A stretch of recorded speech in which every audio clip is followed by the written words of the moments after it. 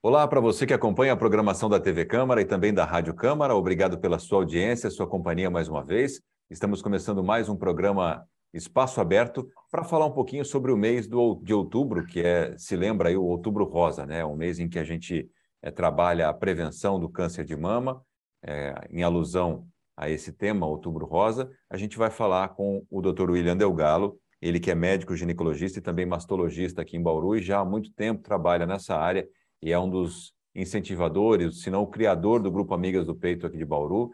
A gente vai falar um pouquinho sobre isso. Doutor William, muito obrigado pela sua presença aqui, seja bem-vindo.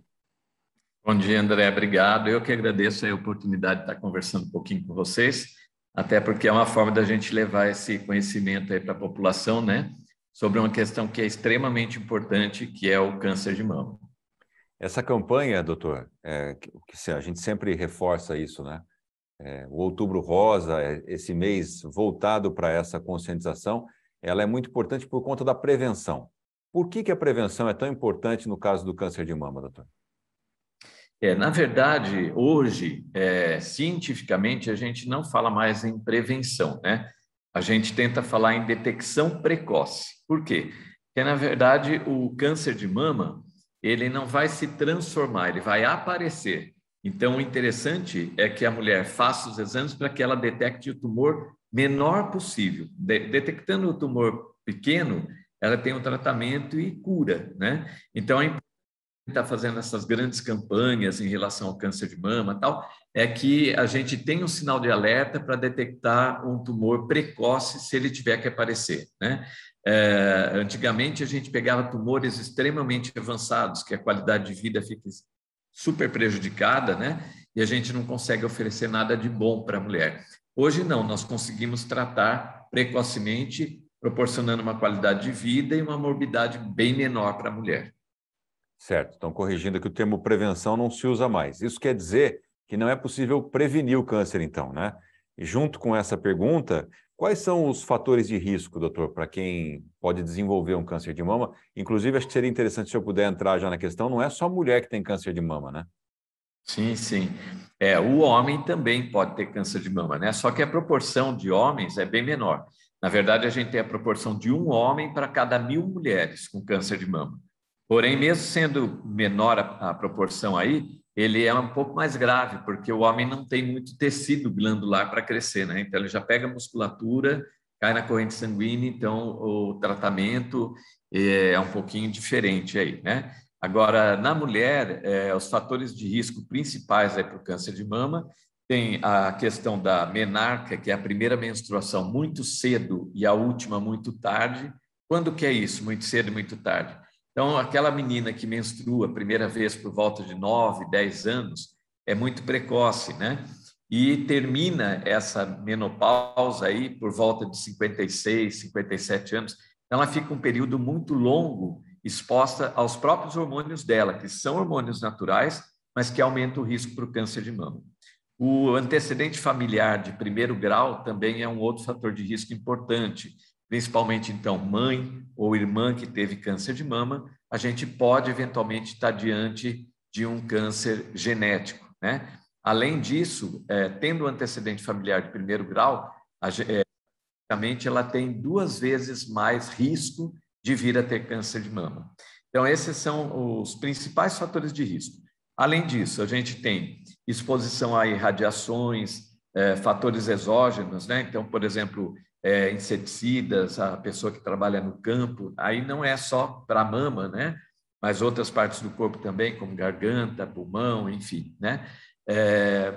Então, esses são os principais fatores de risco. Quando a gente falou lá no começo de prevenção, né? E aí você falou, então não existe prevenção, né? É que, na verdade, existem também alguns fatores que melhoram a condição da mulher e, com isso, ajuda a prevenir o câncer de mama. Um dos principais fatores é a atividade física. A atividade física, o exercício físico, ele atua melhorando os índices nossos de endorfina, melhora o bem-estar e, com isso, você tem uma melhora ou uma proteção, vamos dizer assim, em relação ao câncer de mama, né? O outro fator de proteção é a questão da gravidez precoce. Só que aí a gente entra num outro esquema, né? Mas essa gravidez precoce seria quanto? Antes dos 20 anos, a gravidez. A gente sabe que hoje a mulher está num patamar em que ela precisa assim, trabalhar, estudar, trabalhar, se colocar no mercado para depois ela pensa em ter filho, né? Então, as gravidez acaba sendo um pouquinho mais tarde, né? Então, é mais difícil a gente controlar essa questão em relação a essa parte das gestações aí, né? Mas o principal fator de risco é em relação à atividade hormonal, também está relacionado com a questão da reposição hormonal tardia, né? Então, vamos lá. A mulher entrou na menopausa e aí vai fazer uma reposição hormonal. Essa reposição hormonal, ela não é que ela vai dar câncer de mama, mas ela pode acelerar um processo que ela viria a ter. Então, para se fazer uma reposição hormonal, precisa ter muito critério, né? E é as mulheres que fazem reposição hormonal serem realmente acompanhadas de uma maneira sistemática, para que, se surge alguma coisa, pegue isso no início, né? O objetivo aí. Muito bem, doutor. Então, acho que aqui o que a gente pode trazer de resumo é que a detecção precoce é o mais importante de tudo, além, né, desses fatores, né? Fazer exercício físico e também ter essa visão para o histórico familiar. Como é que faz para a mulher? Porque assim, a gente sabe que no Brasil as mamografias elas não são tão simples de conseguir. Alguns municípios têm uma quantidade maior, outros a fila é um pouco ainda extensa para fazer uma mamografia, principalmente mulheres mais jovens, né? Não se aplica. Mas as mulheres mais jovens também não estão livres. Gostaria que o senhor falasse para a gente essa relação da idade, né? De quando pode começar a surgir um tumor e como as mulheres que não têm acesso à mamografia podem fazer para tentar ali ver se tem alguma coisa diferente no corpo, doutor. Então, assim, olha, quando a gente tem um antecedente familiar de primeiro grau positivo para o câncer de mama, normalmente a gente inicia o segmento das pacientes que são descendentes 10 anos antes da idade daquela que teve. Então, se a mãe teve, por exemplo, com 40 anos, já inicia com 30 anos a avaliação de mamas, né? Agora, fora esse fator da idade de começar a fazer as mamografias ou os exames clínicos aí da mama, né? Tem a questão que é preconizada pela Organização Mundial de Saúde. Então, hoje, a Organização Mundial de Saúde, ela preconiza que a mulher faça a mamografia dos 50 aos 69 anos, bianual. E por que nessa idade? Porque, na verdade, nessa idade, ela tem menos tecido glandular, mais tecido gorduroso, e é mais fácil de ser visualizado na mamografia. Porém, existem alguns tipos de câncer que surgem por calcificações, por exemplo, elas são minúsculas, menor que a pontinha de alfinete, né? E essas calcificações só aparecem na mamografia, não aparecem em ultrassom. Então, aquelas pacientes abaixo de 50 anos, se surgir um câncer por calcificações, ela realmente vai ser pega um pouquinho mais tarde, quando o tumor já tiver avançado um pouquinho. Então, pensando nisso, a Sociedade Brasileira de Mastologia e de Radiologia, ela preconiza que se faça mamografia a partir dos 40 anos, tá? Pensando nesse público aí, né? Mas a Organização Mundial de Saúde coloca a partir de 50 anos. O Ministério da Saúde, ele segue a Organização Mundial de Saúde, tá? Então, hoje, nos postos de saúde, são feitas a partir dos 50 anos. Abaixo dos 50 anos, no SUS, né, no Sistema Único de Saúde, nós conseguimos fazer também mamografia. Quando a gente tem alguma queixa e exame clínico evidenciando, por exemplo, um nódulo de mama, tal, a gente consegue pedir essa mamografia, tá? Então, para essas abaixo de 40 anos aí. Agora, nas pacientes acima de 50 anos, André, a gente tem isso já sistematizado pelo SUS, que ela não precisa nem pedido médico para fazer a mamografia. Ela pode ligar, por exemplo, nas unidades que tem a mamografia, né, maternidade, o CEDIB, o Hospital Estadual, e agendar a sua mamografia bianualmente, então, se ela está dentro dessa faixa etária. Se ela está fora da faixa etária, ela precisa, então, de um pedido médico que justifique fazer a mamografia para que possa ser feito. Mas, realmente, Bauru, nós temos uma condição muito boa aqui em Bauru em relação aos exames, a mamografia, a ultrassom, principalmente mamografia, né? Que a mamografia ela ainda é considerada o padrão ouro para a detecção do câncer de mama. Então, municipal, nós temos o CEDIB, a Casa da Mulher, nós temos a Maternidade Santa Isabel, e estadual nós temos o Hospital Estadual. Então, nós normalmente temos um número muito bom de mamografias para oferecer para as pacientes. O que acontece é que realmente, às vezes, as pacientes deixam de procurar. Nós temos muitos casos de pacientes agendadas pelo SUS para fazer a mamografia e que faltam, não vão fazer a mamografia e aquela vaga acaba sendo perdida, né? Deixamos de atender uma outra pessoa, né? Mas a gente, aqui em Bauru, a gente tem essa condição proporcionada pela Secretaria do Município e também do Estado, da gente conseguir realizar essas mamografias de uma forma mais eficaz aí. Então, a gente está conseguindo suprir, sim. Doutora, o senhor que tem experiência do consultório, né? Por que as mulheres não vão fazer? O que elas falam depois? Não fui no exame por qual motivo? Então, você sabe que a gente tem o grupo de voluntariado de câncer de mama, né, que você citou aí, que é o grupo Amigas do Peito, né, que ajuda muito nessa questão da divulgação tal, e até da realização dos exames. E quando nós começamos esse grupo, bem lá atrás, há uns 15 anos atrás, nós fazíamos alguns mutirões nos bairros. Então, a gente fazia mutirão de 3 em 3 meses nos bairros, ocupando o posto de saúde, a prefeitura gentilmente cedia para a gente, né? E a gente fazia o exame clínico e depois encaminhava essas pacientes para as mamografias. E aí o que a gente via é que nesses mutirões nos bairros, que eram feitos nos sábados, né? As pacientes iam, e uma chamava a outra na rua, e formava-se um movimento, e elas iam em busca do exame clínico. E aí eu perguntei para elas por que às vezes falta, não vai, tal, tudo. E a resposta tinha que assim, elas tinham que faltar um dia de serviço para elas tirarem o número lá com o ginecologista, depois um dia para ela fazer a consulta e depois mais um dia para ela fazer a mamografia. Aí a paciente que foi questionada falou assim, aí a patroa manda embora, né? Porque, na verdade, as consultas são feitas durante os dias da semana e no horário comercial. Como a gente fazia os mutirões, então, nos sábados, elas tinham tempo de fazer isso e não estavam trabalhando. Então, talvez tivesse que se pensar nessa questão de adequar períodos do dia ou finais de semana para estar fazendo alguns mutirões, né, para dar oportunidade dessas pacientes que trabalham ir em busca. E realmente, né, essas pacientes que dependem mais do SUS também dependem do trabalho dela. Então, faltar muitas vezes o trabalho condiciona talvez uma dispensa do trabalho, né? Essa foi uma das respostas que a gente obteve na realização desses mutirões. Muito bem, doutor. Uma outra questão que eu gostaria que o senhor falasse com essa questão da mamografia ser anual, algumas mulheres terem dificuldade por um motivo ou por outro para ter acesso. O autoexame, qual a importância desse gesto, né? Que aí pode ser feito qualquer dia, não tem período. Como é que isso também na sua experiência de consultório, chegam mulheres que conseguiram detectar fazendo o autoexame? Chega, André. Isso é uma questão importante. Também a Organização Mundial de Saúde, hoje, ela não preconiza mais que se faça o autoexame, porque ela acha que aquela mulher que palpa a mama e não achou nada, ela deixa de ir no médico, e aí você vai pegar um tumor mais avançado, né? Principalmente nas pacientes mais jovens, que têm a mama mais densa, mais difícil de palpar, fica mais complicado.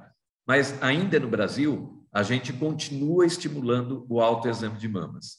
Por quê? Porque nós não temos tantos exames disponíveis assim, né, como nos países de primeiro mundo, para realizar mais facilmente os exames, então a gente ainda preconiza o autoexame. Esse autoexame ele deve ser feito preferentemente mais ou menos 10 dias depois da menstruação, que é um período que a mama já está sem a carga hormonal, então ela está um pouco menos densa, né, menos engurgitada, e fica mais fácil da mulher palpar. Onde que ela pode palpar? O melhor lugar, no banho, porque a mama está molhada, seu dedo desliza mais facilmente e é mais fácil de você encontrar. Mas ela pode palpar no banho, fora do banho, olhando no espelho para ver se tem alguma área de retração ou abaulamento, prestar muita atenção no bico dos seios, né? O bico dos seios, se ele sempre foi para fora e de repente ele está entrando pode ser alguma coisa puxando, pode ser desde uma infecção até um tumor. Então, são alguns sinais de alerta que a gente tem que ter na hora de examinar a mama, e principalmente a mulher. E ela deve palpar a mama, coloca uma mão em cima da cabeça e com a outra mão ela vai palpar a mama seguindo uma direção, certeza que palpou a mama inteira, tá? Terminando de palpar a mama, ela aperta o mamilo para ver se sai alguma secreção, lembrando que é normal ou comum a gente ter secreções esbranquiçadas, amareladas e esverdeadas. O que não é comum e que não deve fazer? Sair sangue, né, do mamilo. Aí também tem que procurar. E ela vai perceber, então, a palpação de nódulos ali, né? Abaulamentos ou nodulações aí, e aí ela procura o médico. Hoje, ainda vem no consultório, mesmo no consultório particular, muitas pacientes que ela mesma detectou, palpou o nódulo e ela vai procurar. Os nódulos que não são palpáveis pela paciente são os nódulos mais profundos, mas aqueles que são mais superficiais são sentidos.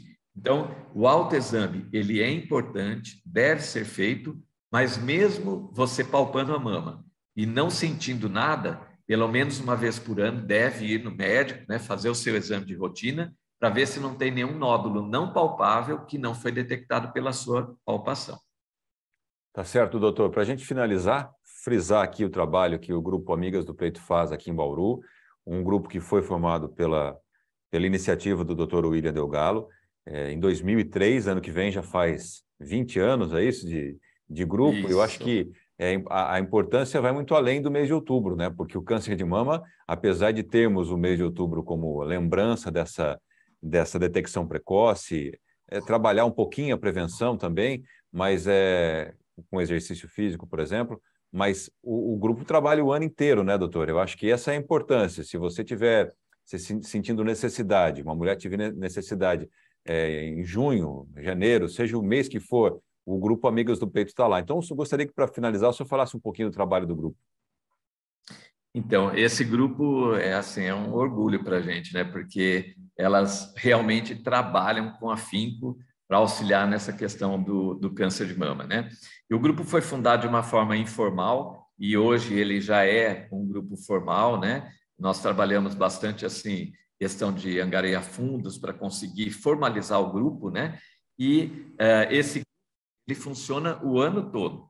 As meninas fazem trabalhos assim com fisioterapia, atividade física, atividades manuais, crochê, caixinhas de madeira, enfim, estimulam outras coisas, porque na verdade, quando a gente tem grupos de apoio, as pessoas têm medo de às vezes irem no grupo de apoio, porque acha que vai só ser falado sobre doença no grupo, né? E na verdade não é essa a ideia. Na verdade, é estimular a vida, né? Então, estimular processos que te tragam autoestima, melhore a sua vida para que você encare a vida de uma forma diferente. E esse é o objetivo do grupo. E esse grupo trabalha, então, o ano todo, né? A gente tem lá a sede, né? Cedida pelo Uriel, né? E as meninas se reúnem, então, na rua Monsenhor Claro, na quadra 11, né? E fora do trabalho no local, a gente tem o trabalho à distância, que são as palestras, a distribuição de folders, principalmente nessa época agora do Outubro Rosa, né? Nós tivemos sábado passado agora a caminhada, né? Que depois da pandemia voltou, primeiro ano depois da pandemia, né? Mas qual o objetivo de tudo isso? Dar sinais de alerta para que a mulher ou aqueles que acompanham a mulher, né? O marido, os filhos, estimule essa mulher a estar procurando o médico para um nódulo, alguma patologia que possa surgir em suas mamas e, com isso, fazer um tratamento adequado e precoce. Tá certo, doutor William, muito obrigado pela sua participação. Só para deixar aqui, se você tiver interesse em conhecer um pouquinho mais do trabalho do Grupo Amigas do Peito, é só acessar o site. É um site completo, tem todas as informações, tem vídeo, tem o telefone, tem o endereço que o doutor passou também. É amigasdopeito.com. Amigasdopeito.com, é só entrar lá, tem todas as informações. Doutor William, muito obrigado pela sua presença aqui, em dividir um pouquinho o seu conhecimento com a gente aqui. Eu que agradeço a oportunidade e me coloco à disposição para qualquer coisa. Obrigado, André. Obrigado ao doutor William e a você que acompanhou essa entrevista pela sua audiência e até a próxima.